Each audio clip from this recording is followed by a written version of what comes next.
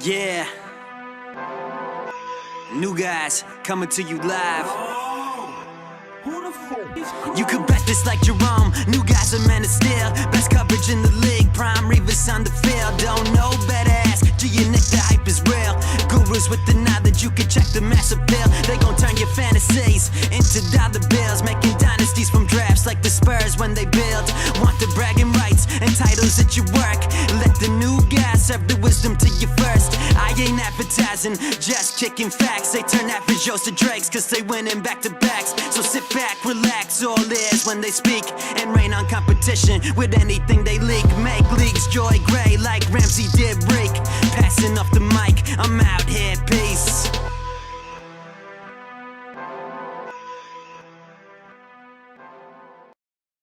Happy Thanksgiving. Thanks again for joining us for our podcast. Nick, how's life down south? It's good. Spending in this holiday season at the beach with a pizza, so no complaints over here. I know you are currently at the hotel awaiting for your plane. With my amazing art and blue wall. Yeah, no, I'll be flying up north tomorrow. I'll be spending a good portion of Thanksgiving at your house, actually. Nice. So who knows, maybe I'll convince Aunt Donna to do a mini version one of these or something. Of course, the more the merrier. Yeah. Sorry we didn't get to this last week. Nick was busy with school, and I just sort of got distracted. I actually did a run for diabetes and then went to a craft brew festival. So I just kind of had a lot on the schedule. We know all 10 of you are disappointed, but okay. Yeah, that's right. The number's going up, though. 10. About half of them are because of Sean's theme song, which is phenomenal once again. It was. So we figured since it's Thanksgiving and we are festive folk, we would discuss the Thanksgiving games, and then we'll also just get into maybe potential stashes and some committees. But I guess let's get started with the games tomorrow, and we'll just go in order. The first game of the day is Minnesota at Detroit.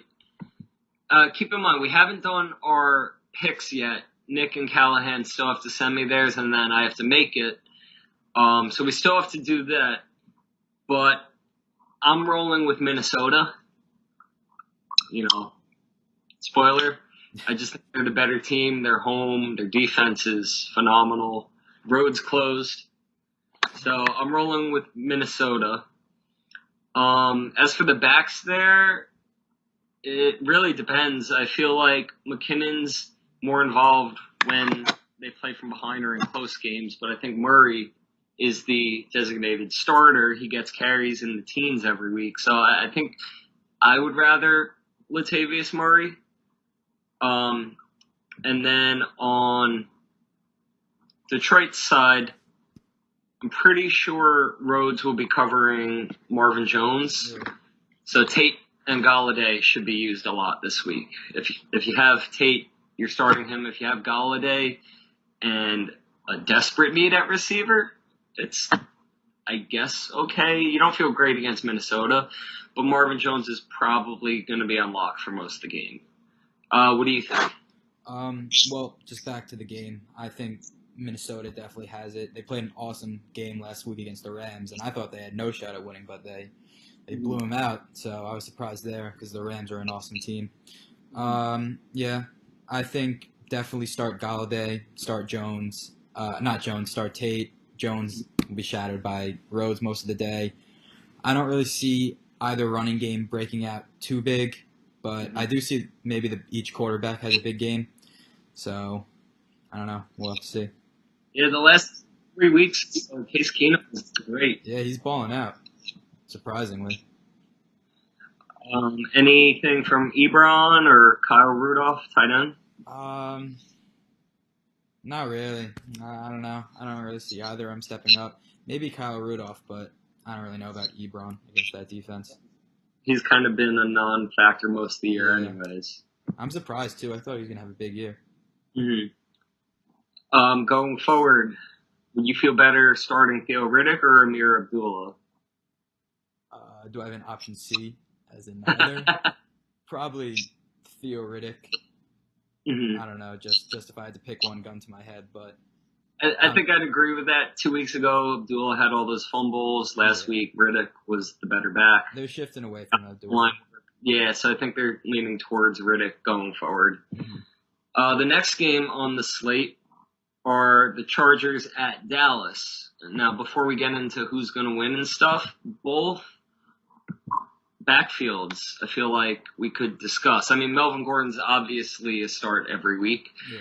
but Austin Eckler has been getting steady usage the last 2-3 weeks.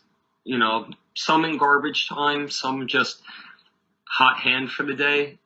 But do you think he's trending up, or do you think those are just sort of anomalies? I think he's trending up. I think they like the dual threat backfield, similar to what they would have had last year with Melvin Gordon and Danny Woodhead, but it never really amounted to.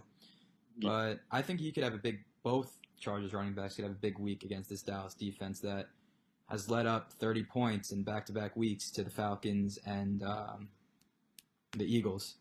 Mm-hmm. So Melvin Gordon's been a bit banged up, so if anything, it'll just take some pressure off him. You know, less snaps, less carries, but he'll be more effective with what he's getting, which is possibly the case with Philadelphia, not just handing J.J. a 3-down back roll. Mhm. You know, limit his snaps, limit his carries, let him be productive when he's there, and then you have the bruiser in Blunt. Corey Clement is a touchdown animal, so I guess that's touchdown kind of fiend. the Chargers want to do. They want to take some pressure off Gordon. And then with Dallas, it looks like I was wrong. It's not McFadden and it's not Rod Smith. It appears Alfred Morris is the best of the three. Finally. Although Rod Smith is getting some passing work. Yeah, I mean, he's getting a few carries, too. I think he might have had, 8 last week or something, so it's not like he's not there. I was with you, too, on Rod Smith. I thought he was going to be the guy when Zeke went down. But So if you have Morris, fire him up. If you have Smith, you're not dropping him, and your trade deadline is probably tomorrow, so you're not trading him. McFadden, gone. No need to keep McFadden at this point.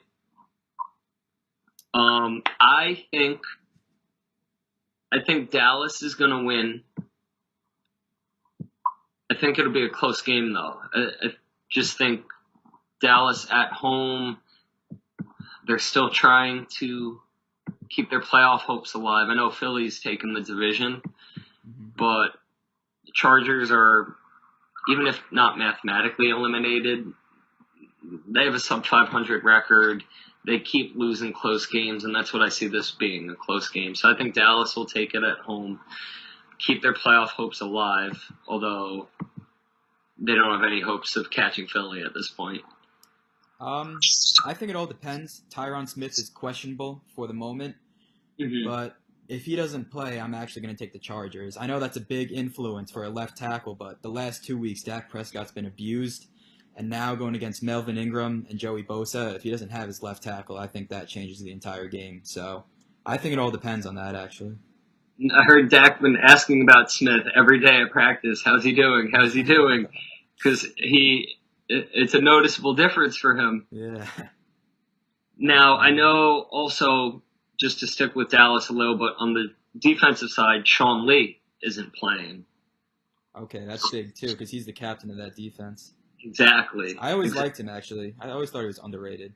He Mm-hmm. does a lot. Well, he's always sort of banged up. He always misses time, but when he plays, he's outstanding. Yeah, that's true. Actually, I'm switching. I think the Chargers got it. All right. All these injuries, Join the wagon. Zeke suspension. Yeah, I think the Chargers will take it. You have swayed me, Nicholas. Nice. If you have Keenan Allen, you're starting him. If you have Hunter Henry, hopefully you have a better option. In our league, my tight end options are Cameron Brate and Hunter Henry, so there's no right option the last month or so. I'm rolling with Hunter Henry just because Dallas's defense doesn't scare me, and they're missing Sean Lee, which is a huge hole for them now. You know what, Gerard? You deserve that for trading away Jack Doyle, the greatest human being on earth. I had 3 top 12 tight ends. I traded away the one that didn't have a quarterback. Well, he's Although Brissett's actually been playing way better than expectations. He's been he has pretty the most. decent. Yeah, I saw he's like number one. That's one of those ESPN stats that like why do they even have him? But it's like he's number one on passes like down the field at least 30 yards or something. Like he's rated number one. He has like 6 of them or something. I don't know, like Hey. 6 60-yard passes. And for TY, maybe Moncrief, any of them, pretty much just TY. Yeah, I think Ty is like this season for him. It only takes one 30-yard bomb like that. It's the biggest boomer bust season I've ever seen in a player in a fantasy season. Mm-hmm. Either he has 35 points or either he has 2 points a game. There's no in between. It's either literally 2 or 30 every other week. It's crazy. It's insane. Yeah. It really is. All right, so we're both going with the Chargers there. And the last game on Thursday is my G-Men at Washington. Coming off a big win against the Kansas City Chiefs. You're probably As not much too happy about. as much as it pains me, I kind of wish we lost. Yeah. Just because our season's over. And I understand McAdoo's trying to save his job. And, apparently there was a different Eli in the locker room. The season's over. The season is over. Get the better draft pick, address your line, get a quarterback for the future, do what you have to do. Like, it was nice to see. But let's go back to reality this week. I have Washington winning. Yeah, And I have I know Washington too. Terrell Pryor's on IR now, and they've been getting decimated with injuries on both ends. Chris Thompson as well. But I just think they have something to play for. Mhm. They're home. They have a more well-rounded offense. The Giants' run game has been a lot better since Stark was taking that job. But I just think Washington's got the better O-line, the better offense. Giants D looked pretty good last week. Landon That was a Collins, good Defensive offense Player of the performance, Week. too. And that's the defense they were expecting entering this year. So anything can happen, and especially in these divisional games. But I'm thinking and hoping it's going to be Washington. Yeah, I agree with that. Washington has had it rough with injuries, mostly to the 2 running backs. They weren't really using Pryor as it was. But, yeah, I just think they're the better team. Like you said, they have something to play for. I think, yeah, last week was nice for the Giants, but they know it's all about the future for them. Yep. So, I agree with that. Now, I'm starting this man in both leagues, regardless of whatever you're about to say. But given the situation with Fat Rob out and Chris Thompson out, Samaje Perine going to get 20 carries a game. Do you think he produces? I know his first few stints as a starter were very underwhelming, and then last week he looked great. Yeah, I'd agree with that. I don't know if he produces, but I would, if I had him on any of my teams, I would start him too, just because you know he's going to get 20 carries at least or something.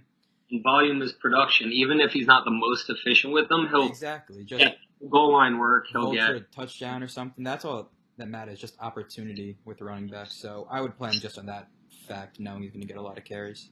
Mhm. And they'll bring in someone, either a free agent or 1 or 2 people from the practice squad. They'll bring in other people, but no one of any real significance. Andre Ellington just went to Houston, Mhm.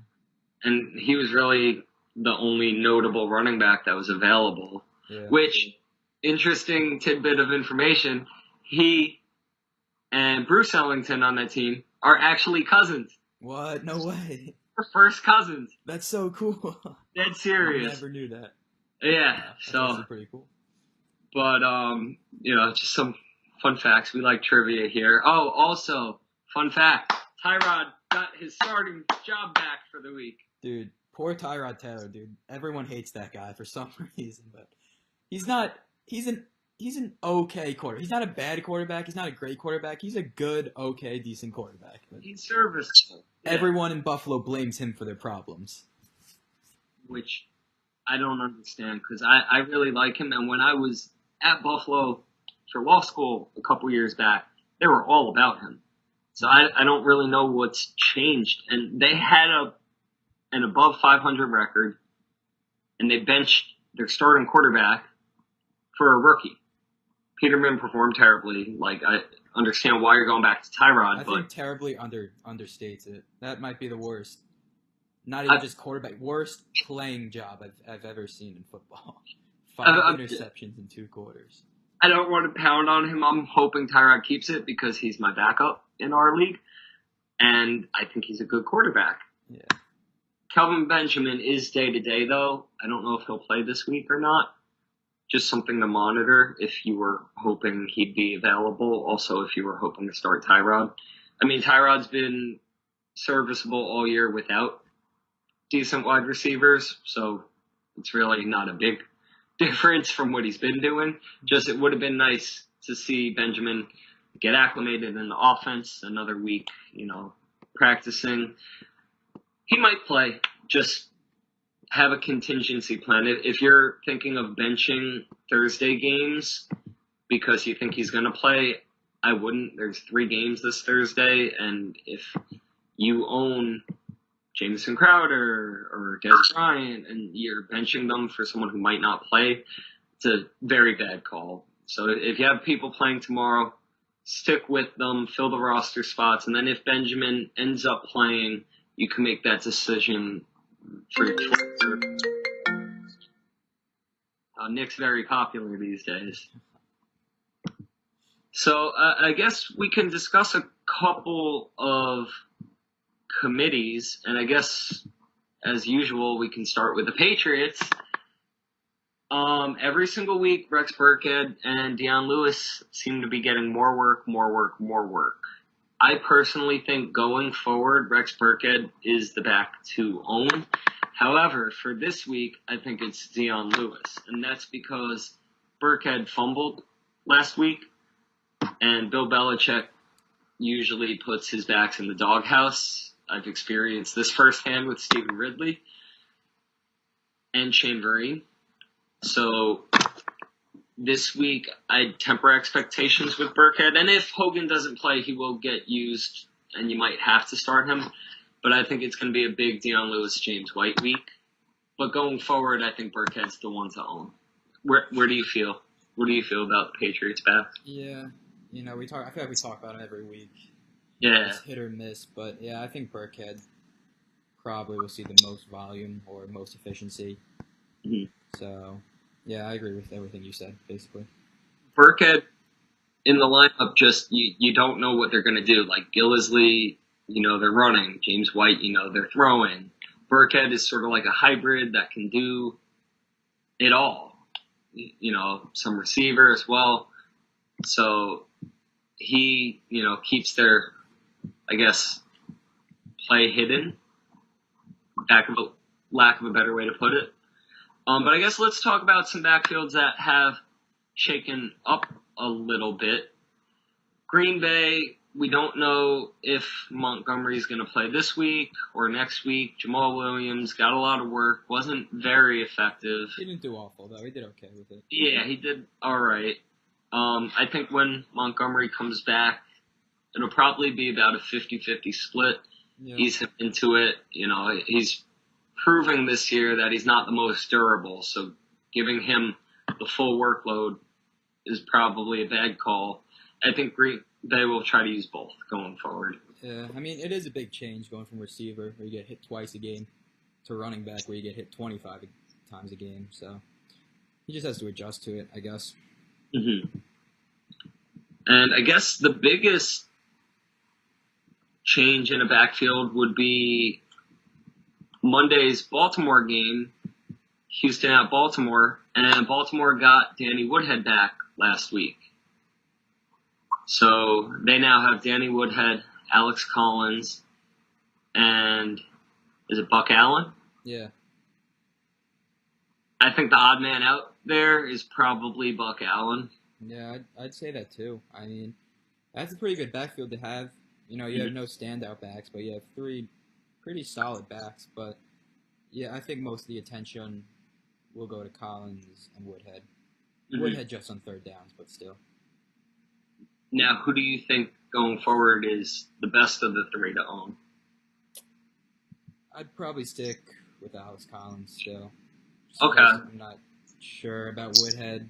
Have to see how they use him. If they use him in all the 2-minute situations, that might change. Mhm. So I'd have to see another week of him in that offense. But for now, I'm sticking with Collins. I think it depends. I'd say maybe not this week because, again, Woodhead might be limited this week in his role. But for PPR formats, I think it's going to be Woodhead. Okay. But non-PPR or partial, it's probably Collins. He's been pretty great Yeah, he's been solid this year. since he's taken that job. So let me get your opinion on Kareem Hunt because I'm not concerned.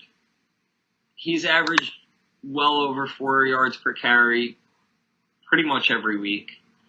It's just been an issue with his usage and Reed's play calling. But when he gets the ball, he performs. Like last week, he had over 30, I think close to 40 yards called back on 2 separate plays. One was a passing play.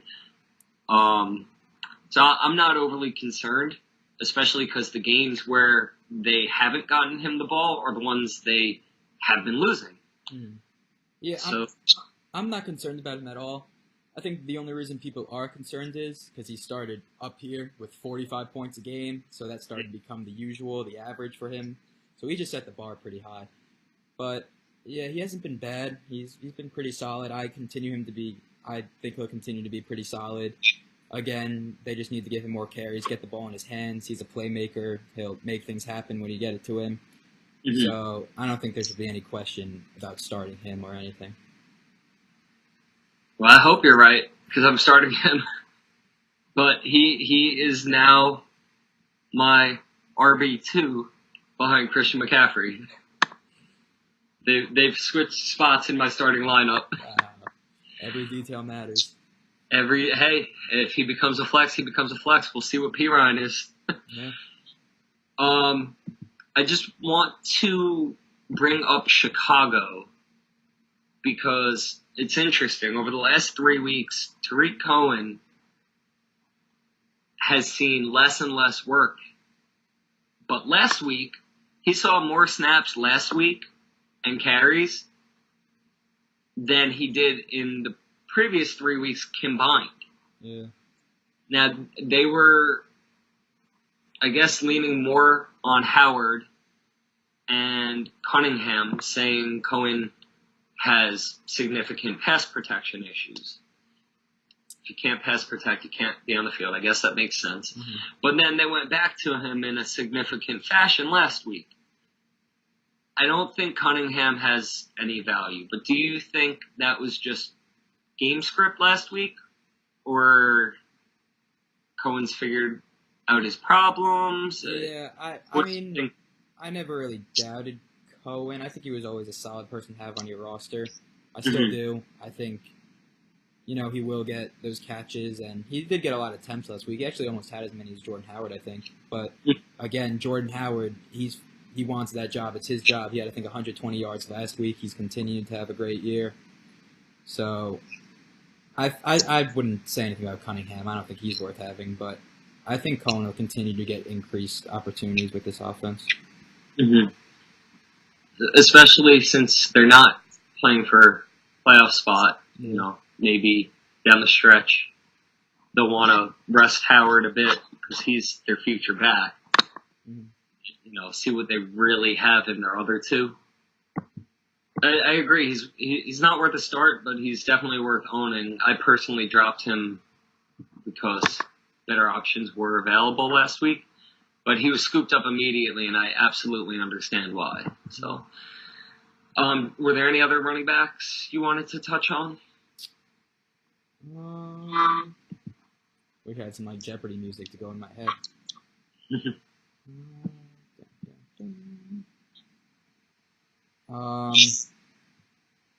Tevin Coleman, if he continues to be used a lot with Devontae Freeman still out, I don't know, maybe he gets more opportunities, as he should, because he's probably the best. For a team in the NFL, he's probably the best RB2 in the league. Oh, yeah, so, on about I don't think 18 to 20 different NFL teams, he'd be the starter. Yeah, at least, so. I don't know, maybe that could matter. Um, Yeah, if you have Freeman, make other plans because so far it's not looking like he's going to play, and he might, but don't assume he will. how about And Evan Coleman, even if Freeman plays, fire up Coleman because Freeman will probably be limited. Kamara and Mark Ingram both being top 8 backs? You're starting both of them That's every crazy. week, You need and to. you're not thinking twice about For a it. If you have, pass-happy offense for years, these two running backs are putting on a clinic. yeah, they really that whole not just the offense. All of a sudden, the Just the Saints whole have a team. great defense. Yeah, I don't know where That this came whole from. team did a 180 from last year. I mean, we both predicted them to have, 5 wins, so... Yeah, This was just they're significantly outperforming expectations from the beginning of the year, while Tampa is plummeting what were high hopes when the season began. I just wanted to touch on a couple receiving corps. All right. Cleveland, I guess Corey Coleman is worth bringing up because he made his debut week 1. He was heavily utilized, looked really good, performed well. I think he had like 5 catches, 60-something yards. Got hurt, came back last week, and performed even better than he did week 1. They still don't have much of a quarterback. Josh Gordon is now practicing. Mhm. Who do you think, if either, are a better stash for the playoffs? I mean, Because the again, quarterback play is still suspect, and they're not playing towards anything. So yeah, again, if you have a secret weapon, I probably wouldn't count on anyone on the Cleveland Browns to be that for you. But I'd probably go with Corey Coleman. Back to Josh Gordon, he hasn't played in years. Mhm. Coleman showed us that he could produce pretty highly when healthy this year. So if you had to have one of them, I'd go with Coleman. Just think he has more upside. I'd agree. Not to say there's bad blood with Josh Gordon, but he's put that team through a lot of headaches over the years, whereas Coleman's their future. Mhm. He's a rookie. They do First-round want pick. to see what they have in him, have him develop a rapport with, I guess, Kaiser. Although they'll probably draft another quarterback next year, Yeah. And the carousel will continue for the Cleveland Browns. unfortunately for them. But yeah, I agree. If you have to have one, I'd say it's Coleman going forward. But you don't really want to rely on either. Mhm. I did want to discuss Miami briefly. If you have Jarvis Landry, you're starting him every week. We talk about the U, number 2 seed, the U. Is that what we're talking about? You want to switch over to college a little? I was joking. So, Stills has been really heavily utilized, especially when Matt Moore's the quarterback. So, do you think it's safe to say Kenny Stills is the number 2 guy in that offense ahead of Devontae Parker going forward? Yeah, I probably would. Was it this week or last week where he had the awesome game? I forget. This past Yeah, week he had this week, yeah, 180 yards. Yeah, that was awesome. I think after that, yeah, he's definitely a number 2 guy. Mhm. He's really, he's always been a good player, but he's really breaking out this season. Yeah, he's definitely brought his game to a new level. Mhm. Devontae Parker has kind of been fading. He has the talent to be that number 2 guy, even maybe the number 1 guy ahead of Jarvis, but hasn't really shown too much since the injury. So I'd put Stills ahead of him. Mm-hmm. Now let's touch on the Sunday night game. I guess both sides of it. Green Bay at Pittsburgh. Ever since Hundley's been the starter, really the only receiver of any sort of relevance has been Devontae Adams. Do you see anything leading towards any sort of change going forward? I don't know. This is just the Aaron Rodgers effect kicking in. You look at Jordy Nelson, one of the most productive wide receivers in the league for years, and now, without his quarterback, he has 20 yards every week. So I'd still keep starting Adams. He's solid. He gets a lot of those catches, but I don't know if you have a better option than Jordy, definitely play him. But if you have no one, I don't know. I guess at least put him somewhere. Now, you're not trading Jordy because you're not going to get much for him at all at this point, and you're not dropping him because Rodgers can potentially come back week 15, which in most leagues, that's either the quarter or the semifinals of the fantasy playoffs. So you're not dropping Jordy Nelson.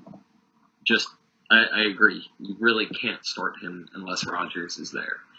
Devontae Adams also does have a tough match against the Steelers this week. So although he has been consistent and pretty good the last couple weeks with Hundley under center, if you do have a better option, it's worth debating just because the Steelers' defense is no joke.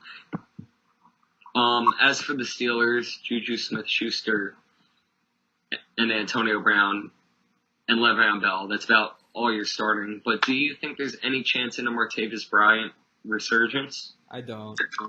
Just because of the recent uprising of Juju, who, by the way, might be my new favorite NFL player. He's just a man. Do you see what he tweets and stuff? You see when he lost his bike?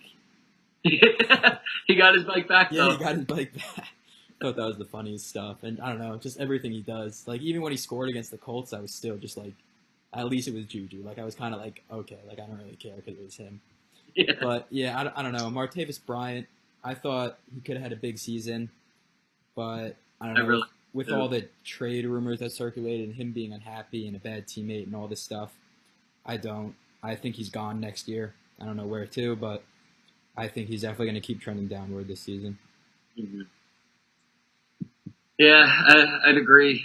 He's out there on our wire. He's out there on a few. And he got more targets last week, but the fourth option on an offense led by present-day Ben Roethlisberger, you're not getting really not much value there. Yeah. You're hoping for a big, potentially broken play, and you don't want to be banking on that nearing the fantasy playoffs. Was there anything else you wanted to touch on? It is the biggest party night of the year, Thanksgiving Eve, so I want to let you go to your flock of women and friends. And not really from a fantasy perspective, but how about the Jacksonville Jaguars? You think they could make some noise in the playoffs? I think a lot will depend on who they draw, but they really can. And living in Jacksonville, there's two stances on the team and everything this year. One are a lot of people have actually stopped watching due to the kneeling and all that. And, okay. You know, I don't want to get into politics because that's not what we're it's a about. football podcast. You guys. But excluding those that have just taken a mulligan on the season, they're ready to erupt. They're absolutely ready to erupt. That's dope. The stadium is packed every game, and the town has really resurged around this roster, as well they should. They're the best defense in the league, arguably. I don't think there's any question. I think they definitely have the best defense in the league. Okay, so we're in agreement there. They're the best defense in the league. They have probably a top 5 to 7 running back when he's healthy. I think his ankle's still limiting him a little. Yeah. If they can just get a quarterback and develop that receiving game, which they have D.D. Westbrook back now, so maybe. But, you know, Fournette with less stacked boxes, they'd be well-rounded if they can fix their quarterback woes. But I think they can definitely get out of the first round of playoffs, but a lot of it is going to depend on who they draw. So yeah, the offense is I'm not thinking they're going to make the Super Bowl or anything just because, you know, they don't have a lot of playoff experience. Yeah. You know, usually it takes, you know, a vet under center. Mm-hmm.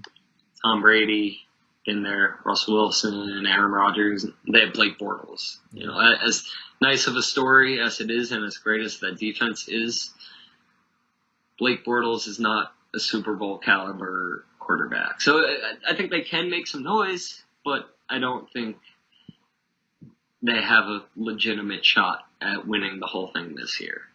I agree with that. But if there was a dark horse, who do you think it would be? Dark horse.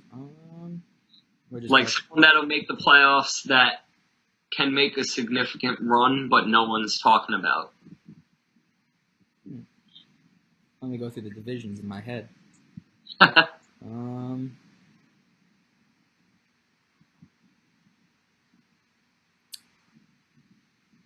I could see the Falcons aren't getting that much hype right now, but the last few weeks they played really good football against Dallas and Seattle. Seattle was a little closer than it should have been towards the end, but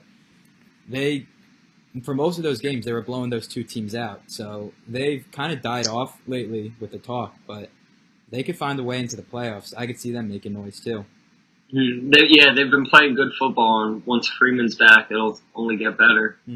That's a fair pick, and my pick is not the Falcons, but in the same division.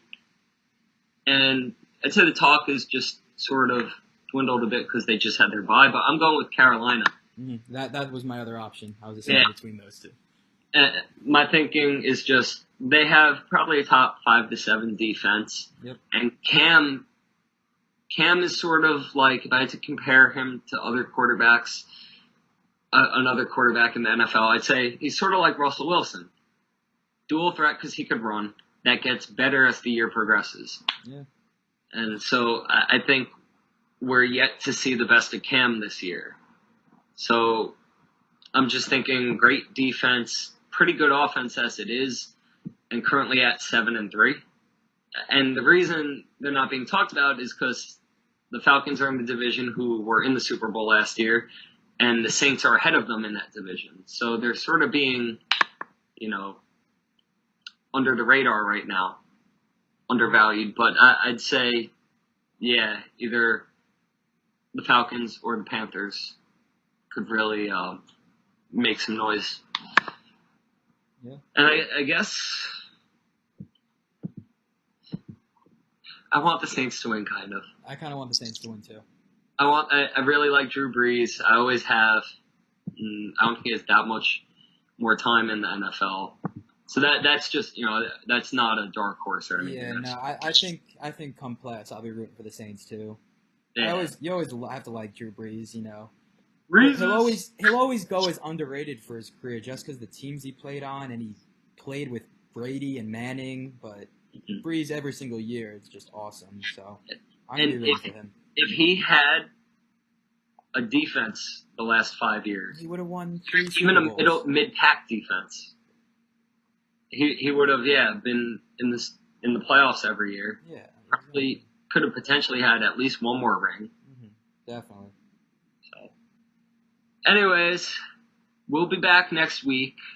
Nick is staying in Florida for Thanksgiving, as we mentioned, so I'm going to see what our fam wants to do. I might do a little Thanksgiving film session with everyone at Nick's house, similar to that one on the boat. Just we won't be on a boat, unfortunately. So I'll push for a little 15-minute something like that. But happy holidays, everyone. Happy Thanksgiving. Nick, you stay safe. Definitely. Enjoy tonight. Yeah. Uber everywhere. Always. And send me your pics when you get a shot. All right, cool. Give love to the family. I will. Later, guys. Good luck with your lineups in week 12.